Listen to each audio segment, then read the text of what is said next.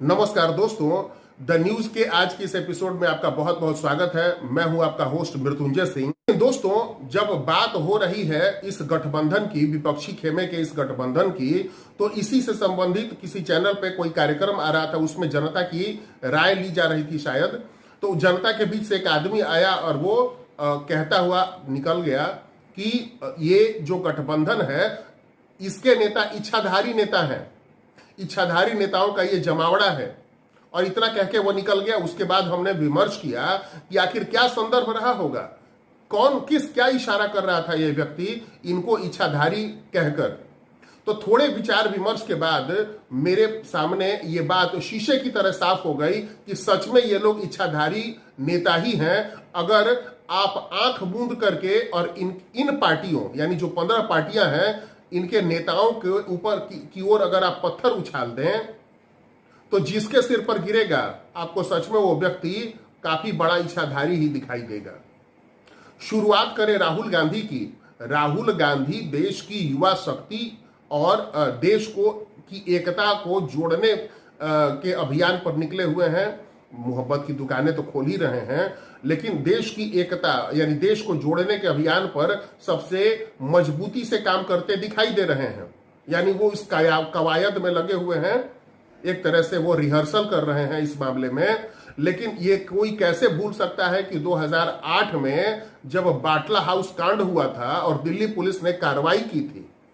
Delhi police गृह मंत्रालय के अंतर्गत कार्य करती है और दिल्ली पुलिस ने अपनी कार्रवाई में जब बाटला हाउस के एक फ्लैट में, दिल्ली के बाटला हाउस इलाके के एक फ्लैट में 3-4 आतंकवादियों को मार गिराया था, तो गृह मंत्रालय ने उन मारे गए लोगों को आतंकवादी करार दिया था। गृह मंत्रालय के पास अपने इनपुट्स होते हैं, तो उस आधार पे उसी कांग्रेस सरकार के गृह मंत्रालय, जिसका की नेतृत्व कर रहे थे पी चिदम्बरम, कांग्रेस नेता पी चिदम्बरम गृह मंत्री थे, वो इनको आतंकवादी कह रहे थे।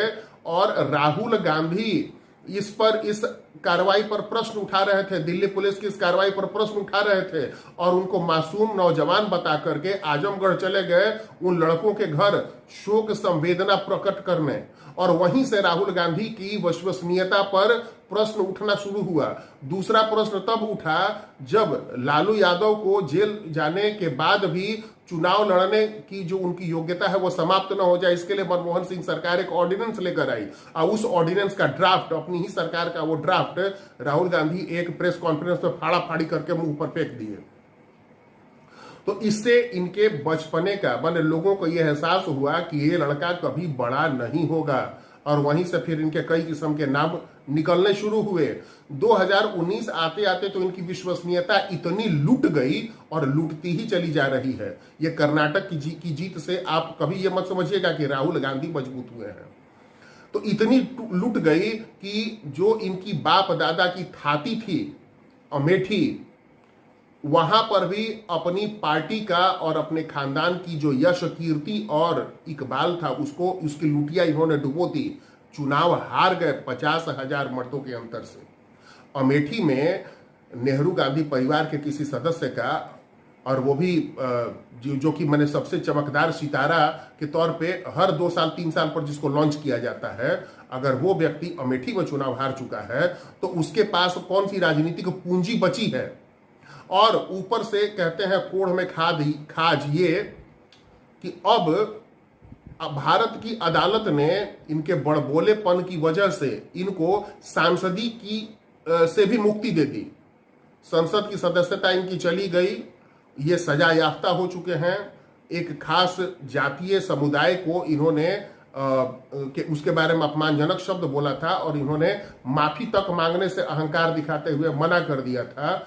और उसी के परिप्रेक्ष्य में क्या हुआ, इनके खिलाफ अदालत ने सजा का ऐलान कर दिया और इस सजा के ऐलान के बाद अब वो न तो अगले 8 वर्षों तक चुनाव लड़ सकते हैं, न मंत्री बन सकते हैं, न प्रधानमंत्री बन सकते हैं। तो कांग्रेस पार्टी की जो सबसे बड़ी संभावना होती है वो नेहरू गांधी परिवार, और नेहरू गांधी परिवार का जो एक मात्र चमकता सितारा जिसके अंदर की बार बार हाई पावर बल्ब लगा करके उसको रोशन किया जाता था, अब वो रोशनी बुझ चुकी है।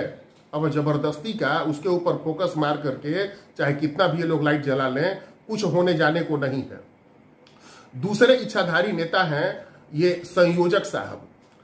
हालांकि अभी इसकी घोषणा नहीं हुई है कि विपक्षी जो खेमा है, जो विपक्षी जो गठबंधन है, इसका संयोजक कौन होगा, लेकिन अघोषित रूप से इसके संयोजक बताए जा रहे हैं बिहार के मुख्यमंत्री नीतीश कुमार, जो कभी इतना ज्यादा बीजेपी से खफा हो जाते हैं कि बीजेपी के नेताओं को अपने घर दावत देकर इसलिए उनके आगे से थाली छीन लेते हैं कि बीजेपी नेताओं में कहीं से इनको खबर मिलता है कि नरेंद्र मोदी भी शामिल होंगे। इतनी ज्यादा इनकी कभी नफरत हो जाती है नरेंद्र मोदी से। नरेंद्र मोदी के उभार से ये इतने नाराज हो जाते हैं कि ये गड्ढा सिर्फ गठबंधन तोड़ते हैं, भाजपा के लोगों को अपनी सरकार से बाहर कर देते हैं। मैं 2013 की बात कर रहा हूं, बल्कि ये उससे भी 4 कदम आगे बढ़कर, नीतीश कुमार उससे भी 4 कदम आगे बढ़कर के और बिना हथियार के ही 2014 के चुनावी समर में, लोकसभा चुनाव के चुनावी समर में उतरते हैं। अब मात्र 2 लोकसभा का सीट ही जीत पाते हैं, पूरी पार्टी का इकबाल डुबोकर, और फिर उसके बाद संभलते हैं 2015 में। तो अपने धुर विरोधी, इनकी राजनीति का पूरा केंद्र ही रहा है लालू प्रसाद यादव का और उनके परिवारवादी राजनीति का विरोध करना। तो अपने उस धुर विरोधी के साथ हाथ मिला करके 2015 में फिर से सत्ता में आते हैं। तो लोगों को लगता है कि शायद समाजवाद के प्लैंक पर खड़े होकर ये लोग अगले 5 वर्षों तक बिहार को एक फिर से स्थिर सरकार देंगे। लेकिन मुश्किल से 2 वर्ष अभी बीता भी नहीं था कि फिर से ये लालू यादव के परिवार के खिलाफ बोलना शुरू करते हैं और फिर अंततः आरजेडी का साथ छोड़कर, कांग्रेस का साथ छोड़कर और बीजेपी के खेमे में जाकर बैठ जाते हैं। अब आप ये बताएं कि जो बिहारी मतदाताओं का वह समूह जो परंपरागत रूप से कभी भी बीजेपी और मोदी को वोट देना पसंद नहीं करता, उसके ऊपर उसकी क्या प्रतिक्रिया होगी इनके इस तरह के व्यवहार से, इस इच्छाधारी व्यवहार से, कि जब इनकी इच्छा होती है वो भाजपा विरोधी हो जाते हैं, जब इच्छा होती है वो लालू परिवार को भ्रष्टाचारी बताने लगते हैं, जब इच्छा होती है तब जस का तस जो बन आता है सो कहना ये शुरू कर देते हैं।